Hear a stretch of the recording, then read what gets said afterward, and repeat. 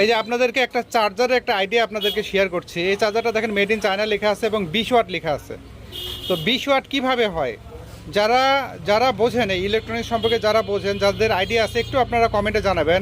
এখানে আউটপুট দেওয়া আছে হচ্ছে 5 ভোল্ট ডিসি 3 অ্যাম্পিয়ার। তাহলে আমি দেখাই, অনেক নয়েজ এই জায়গায়।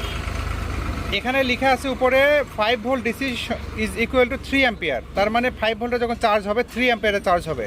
তাহলে 3 অ্যাম্পিয়ার যদি হয়ে থাকে, আমরা জানি যে ভোল্টের সাথে যদি অ্যাম্পিয়ার গুণ করা হয় সেক্ষেত্রে আমরা ওয়াটটা পাই। তাহলে এখানে কত পাচ্ছি? 5 ভোল্ট যদি 3 অ্যাম্পিয়ারে গুণ দেয় তাহলে আমরা পাবো 15 ওয়াট। ঠিক আছে, ঠিক তেমনিভাবে এখানে যেহেতু এটা ফাস্ট চার্জ সাপোর্ট করে, তো এই যে 9 ভোল্টে যখন চার্জ হবে 1.6 অ্যাম্পিয়ারে যাবে। তাহলে 9-এর সাথে যদি 1.6 অ্যাম্পিয়ার গুণ করা হয় তাহলে কত হবে? 15 ওয়াট। ঠিক আছে, প্লাস মাইনাস। তারপরে কি হবে? তারপরে হচ্ছে 12 ভোল্টে যদি চার্জ হয় তাহলে 1.2 অ্যাম্পিয়ার। আপনি 12কে 1.2 দিয়ে গুণ দিলে 15 ওয়াটই হবে। কিন্তু এখানে দেখেন লেখা আছে 20 ওয়াট। চিন্তা করছেন? আমরা তো সাধারণ মানুষ এটা বুঝি না বুঝে এই অ্যাডাপ্টারগুলো ক্রয় করি। পরে যখন আমাদের চার্জ হয় না, স্লো চার্জ হয়, তখন বলি যে হয়তো কেবলের সমস্যা নাকি, আমাদের ফোনের সমস্যা নাকি। মূলত এখানেই কিন্তু এই জিনিসটা আছে। এই জন্য কী করতে হয় জানেন? এই অ্যাডাপ্টারগুলো কেনার পরে এর যে এখন কিন্তু অনেক স্মার্ট ডাটা কেবল পাওয়া যায় যেগুলোতে হচ্ছে ওয়াট শো করে। আমি নিজেও ব্যবহার করি। সেই ডাটা কেবলের মাধ্যমে যখন আমরা চার্জ দিই তখন বুঝতে পারি। এছাড়া কিন্তু এর ওয়াট দেখার জন্য ইউএসবি কিন্তু ওয়াট মিটার পাওয়া যায়, অ্যাম্পিয়ার মিটার পাওয়া যায়, আপনারা দেখেছেন।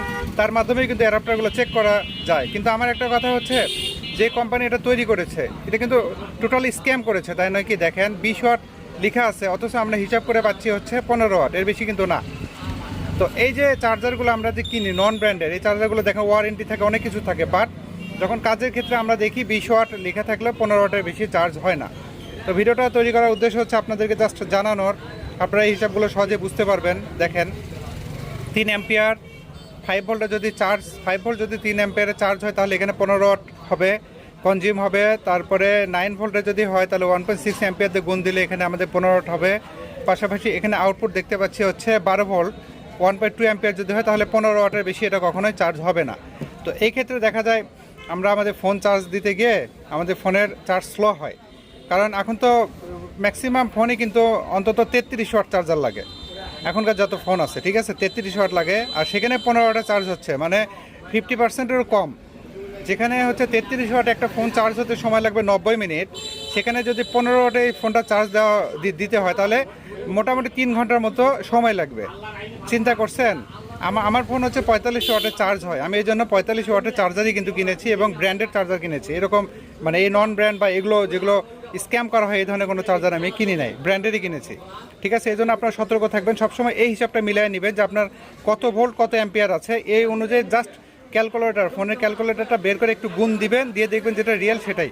এখন এখানে যদি 20 ওয়াট হয়ে থাকে তাহলে উপরের তথ্যটা ভুল, আবার যদি এটা 15 ওয়াট হয়ে থাকে তাহলে নিচের 20 ওয়াটের তথ্যটা ভুল। ঠিক আছে, যে কোনো একটা সঠিক হতে পারে, আর যদি কোনোটাই সঠিক না হয় সেক্ষেত্রে ওই যে কেবলের মাধ্যমে আমাদেরকে চেক করতে হবে। ওকে, তো যাই হোক, ভিডিওটা একটু আপনারা বেশি বেশি শেয়ার করে দিবেন। আমি আপনাদেরকে জাস্ট একটা ধারণা দিলাম, ভালো লাগলে শেয়ার করে দেন। ধন্যবাদ।